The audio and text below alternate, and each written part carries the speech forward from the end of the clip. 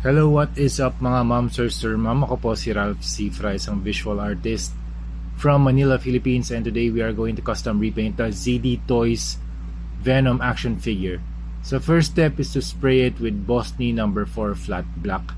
Tapos we are going to use Air Deep Amethyst Amethyst from Hero Paints. Thank you very much Hero Paints for always sponsoring our custom repaint ng mga projects. Ito yung bago nilang paint line, yung kanilang Hero Air na shimmer metallics.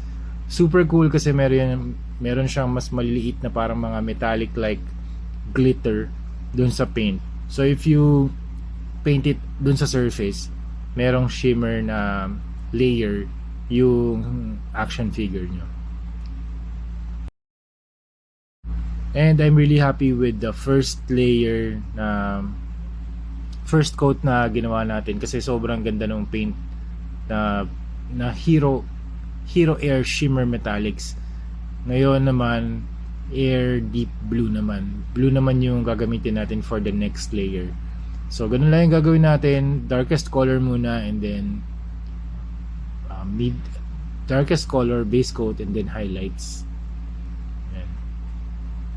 So dry brushing technique yung ginagawa natin dito. Dry brushing para hindi mawala yung mga deep colors na ginawa natin. Kasi black yung base natin. Tapos dry brush ng amethyst or purple and then dry brush again with blue. So ito mas nagsishine na yung mga surfaces ni Venom.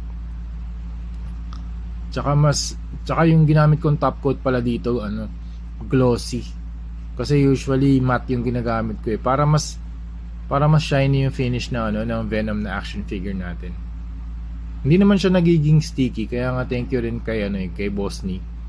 Yan. And then next ipe-paint na natin yung logo using Hero Paints again, water-based acrylic primer na white naman. So first simulan natin dun sa head ng Venom logo. Tapos yung body and then yung legs niya. So start tayo sa center and then yung body and then yung antenna. Yan, antenna pala muna. Tapos body yung ginagawa ko. Pag na drawing niyo na yan or na paint niyo na yan, susunod na natin yung legs. Yung Venom logo nga pala dito, pinattern ko siya sa King in Black. Tapos gagawa rin tayo ng custom na